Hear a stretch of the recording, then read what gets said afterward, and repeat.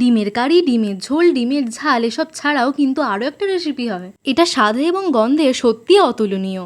হ্যাঁ, সেটা হলো ডিমের ভাপা। সেদিন আমি 3টে ডিমের ভাপা করেছিলাম। ওই জন্য প্রথমে ডিমগুলো সেদ্ধ করে নিলাম, তারপর 2টো মিডিয়াম সাইজের পেঁয়াজ কুচি কুচি করে কেটে ফেললাম। ডিমগুলো সেদ্ধ হয়ে যাওয়ার পর ডিমগুলোকে ছাড়িয়ে কেটে নিচ্ছিলাম। একটা মিক্সার জারে একটু সাদা সর্ষে, কালো সর্ষে, পোস্ত, লঙ্কা আর খুব অল্প পরিমাণে ধনে আর জিরের গুঁড়ো দিয়ে একটা পেস্ট বানিয়ে নিন। তারপর সেদ্ধ হয়ে যাওয়া ডিমগুলোতে লঙ্কা গুঁড়ো, নুন, হলুদ গুঁড়ো মাখিয়ে একটু হালকা করে ভেজে নেবেন, প্রচুর কিন্তু ভাজবেন না। পেস্টটা সম্পূর্ণভাবে রেডি হয়ে যাওয়ার পর সেটা একটা টিফিনে নিয়ে নিন আর একটা টমেটোকে চিড়ে চিড়ে করে কুচিয়ে সেখানে অ্যাড করে দিন।